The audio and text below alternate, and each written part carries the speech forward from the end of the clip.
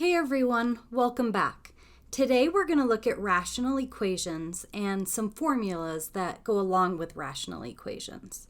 Remember, an equation is anything that has an equal sign, and a rational equation is really just two fractions which are equal to each other.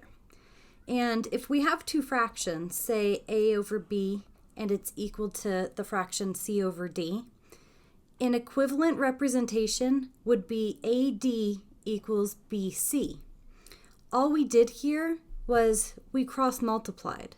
So you multiply the numerator of the first fraction and the denominator of the second, and that's equal to multiplying the numerator of the second fraction and the denominator of the first fraction. Let's look at a couple of examples. So for example 1 and 2, we need to solve and check our answers. So we're going to use this equivalency in order to cross-multiply and solve for the variable x.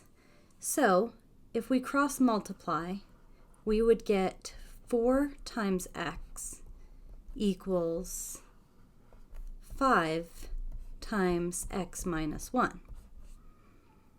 Now use distribution on the right-hand side to get 5x minus 5. Now we want to slowly combine our like terms. So we can subtract 4x from the left. That leaves us a 0 on the left, which is equal to x minus 5. Now add 5 to both sides, and we see that 5 equals x, or x equals 5. So now we need to check, make sure that that is indeed true. So we plug it back into our original equation. So is 5 over 5 minus 1 equal to 5 over 4? That's what we're checking. Well, we have 5 in the numerator. 5 minus 1 is 4. And is 5 over 4 equal to 5 over 4? Yes, so this checks. So our final answer is that x is equal to 5. Let's look at example 2. Here we have a fraction on the left-hand side, but on the right we just have negative x. Well, remember, that's the same as negative x over 1. So we can still cross-multiply. So we would get 1 times 1 on the left equals negative x times x plus 2. Well, 1 times 1 equals 1, and we distribute that negative x to get negative x squared minus 2x. Since we have the negative x squared, we know that we're going to have a trinomial. So we want to try to get this into standard form, or everything on the left and then equal to 0, so that we can factor it. So let's add x squared to both sides. So we have x squared plus 1 equals negative 2x. Now add the 2x to both sides. And we have x squared plus 2x plus 1 equals 0. So now that it's in standard form, we can factor it.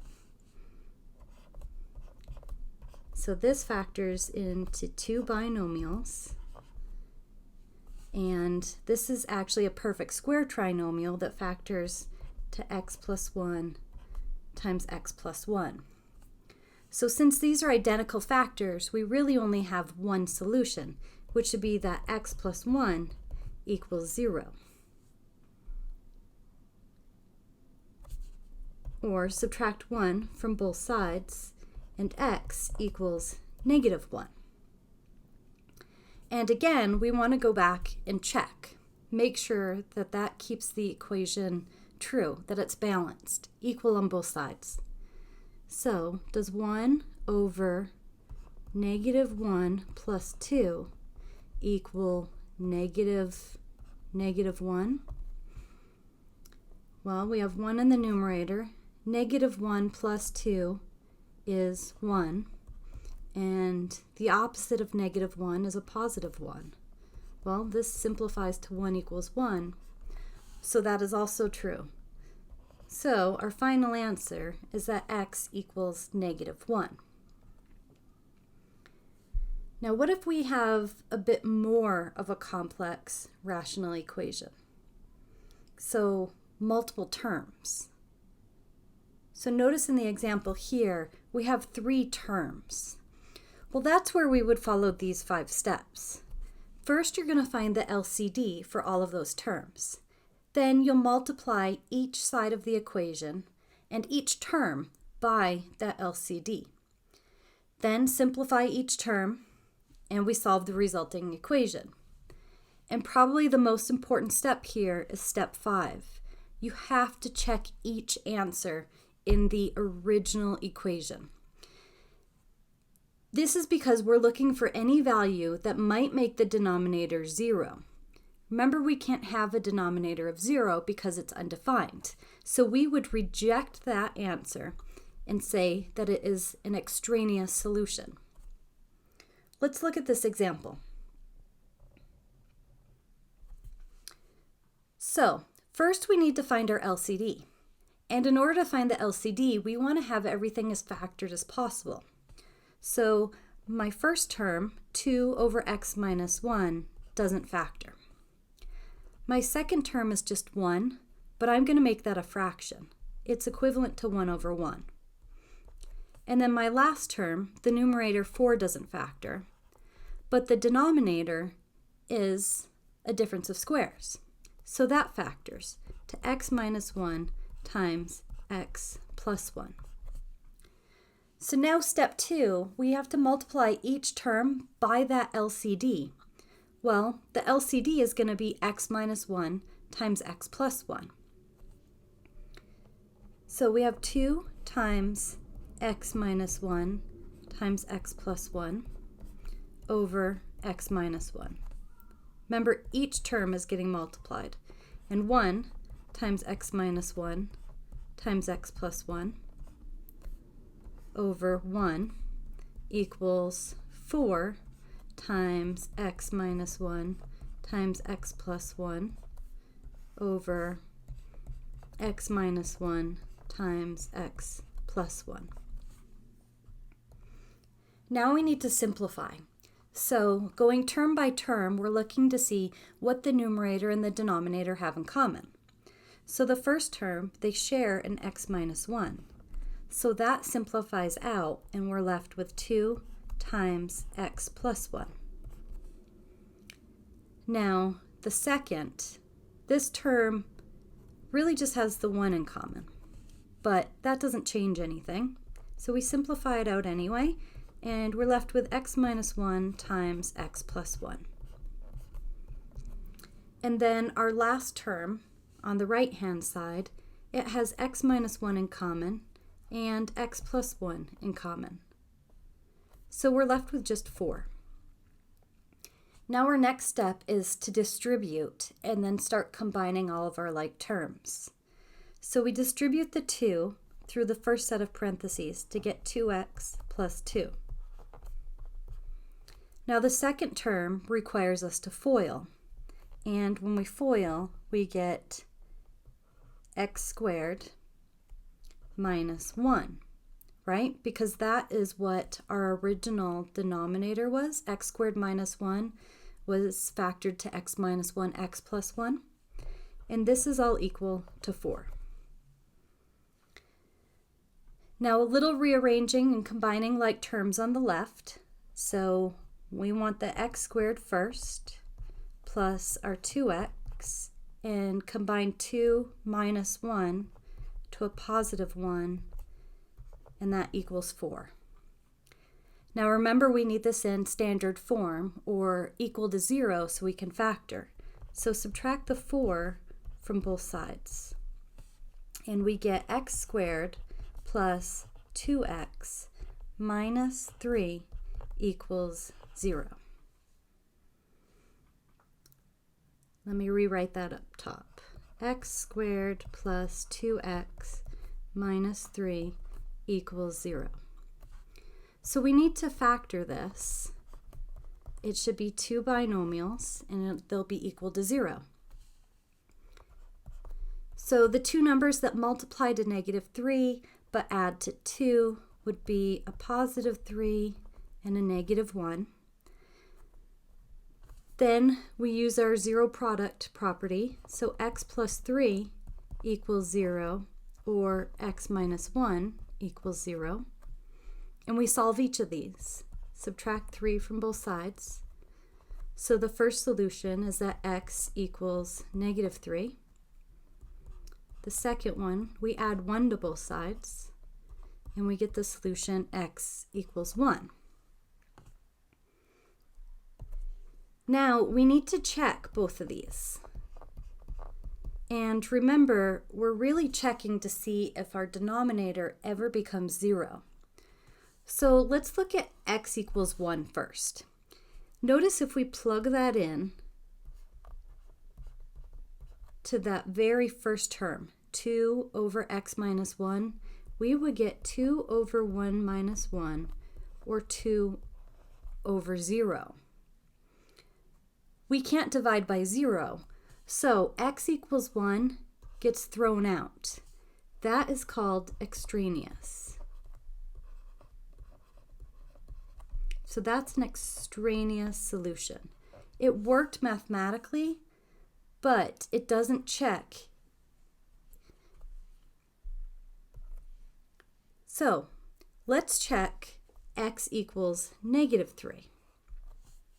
So we would have 2 over -3 minus 1 plus 1 equals 4 over -3 squared minus 1. -3 minus 1 is -4. And on the right, -3 squared is 9 minus 1. So 2 over -4 is -1/2. So we have -1/2 plus 1 on the left equals 4 over 9 minus 1, which is 8. Uh-oh, I'm running out of room. Simplify the left. -1/2 plus 1 is 1/2. And 4 over 8 simplifies to 1/2. So that indeed checks. So our only answer here is x equals -3, because we had to throw the x equal 1 out because it's extraneous. Let's go to page 2 and look at another example. Here we're solving the equation for the specified variable. So what do we notice? If we put the I on the left over 1, we have a fraction that equals a fraction. So we can cross multiply and not have fractions. So cross multiplying, I'll have I times capital R plus lowercase r equals V times 1, or just V. And I'm trying to isolate lowercase r. Since it's in parentheses, let's divide by I first, and that isolates everything in the parentheses. So the i's simplify out on the left, and I get big R plus little r equals V over I. Now, since big R is added to little r, if I subtract big R from both sides, I'm left with little r equals V over I minus big R.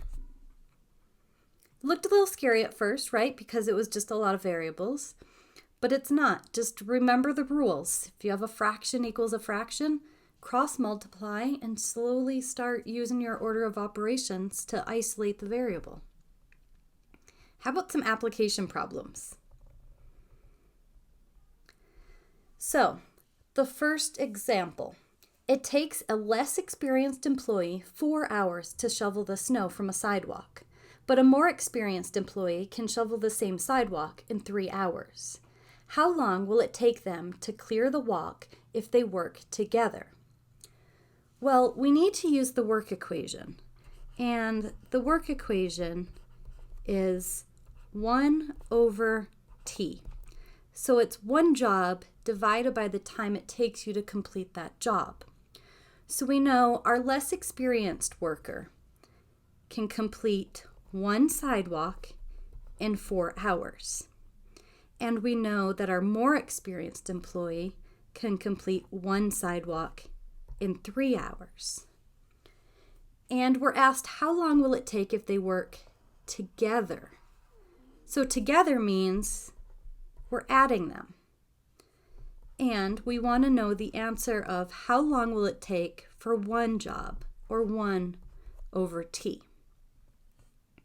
So first we need to identify our LCD, which here is going to be 3 times 4 times t, each of our denominators, or 12t. So we're going to multiply each term by 12t. So we have 12t over 4 plus 12t over 3 equals 12t over t. Now we start slowly simplifying. 12t divided by 4 is 3t. And 12t divided by 3 is 4t. And 12t divided by t, well, the t's simplify out, and that's just 12.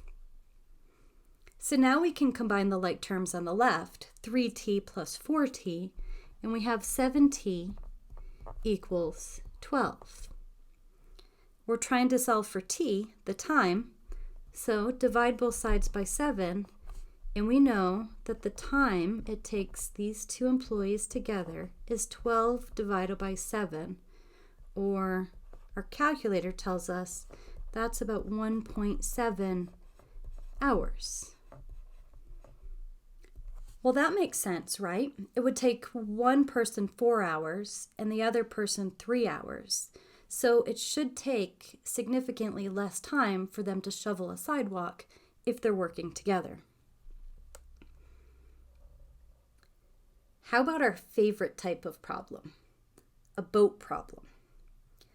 So we have a boat that can travel 36 miles upstream in the same time that it takes travel 54 miles downstream. If the speed of the current is 3 miles per hour, find the speed of the boat without a current. So we're going to use the letters we always use. B equals our boat speed, and S equals our current, or our stream speed. So remember, I like pictures. So first we have a boat that can travel 36 miles upstream. So if it's going upstream, that means our boat is going one direction, but the stream is going the opposite. So our distance is going to be 36 miles. And our rate, or how fast we're going, is the speed of the boat minus the stream. Because remember, the stream slows a boat down when you're going upstream. And we know the speed of the stream, so this becomes b minus 3, because we're told the current is 3 miles per hour. Now, what about our boat that's headed in the opposite direction? So we have a boat that's going downstream, which means it's going the same direction as the stream. This boat travels a distance of 54 miles, and its speed, or rate, is the boat plus the stream, because the stream's helping this boat. So the speed becomes b plus 3. Well, remember our distance, rate, time equation? That distance equals rate times time, or that time equals distance over the rate. And notice that it says in our word problem, in the same time. So time is going to be the same for both of these. So the distance rate for our first boat is 36 miles divided by a speed of b minus 3. And the distance rate for our second boat is going to be 54 miles at a speed of b plus 3. And if the time for these two is identical, we set these two rational expressions equal to each other. Or we solve 36 over b minus 3 equal to 54 over b plus 3. And remember, we have a fraction equal to a fraction. We're going to cross multiply. So we'll get the equation 36 times b plus 3 equals 54 times b minus 3. Distribute the 36 to get 36b plus 108 equals 54b minus 162. Let me rewrite that over here. So 36b plus 108. Make sure you write those b is different than your 6's. So now we just need to combine our like terms. So let's start with the b's. Subtract 36b from the left and from the right. So our left side becomes 108 equals 18b minus 162. Then we can add the 162 to both sides so that we're slowly getting b by itself. So here we get 270 equals 18b. And now to finish isolating b, divide by 18, and we get b equals 15. And we're looking for speed, so here it's 15 miles per hour. So remember, with the boat problems, always draw those first pictures. You know that a boat that's going upstream is going to be going at a slower speed than a boat that's going downstream. Draw the pictures, start slowly filling in what you know, and then gradually work through the problem. Have a question or a problem you want help with? Leave it in the comments and I'll include it in one of my videos. If this video was helpful, subscribe to my channel for more math tutorials. Thanks for watching. See you next time.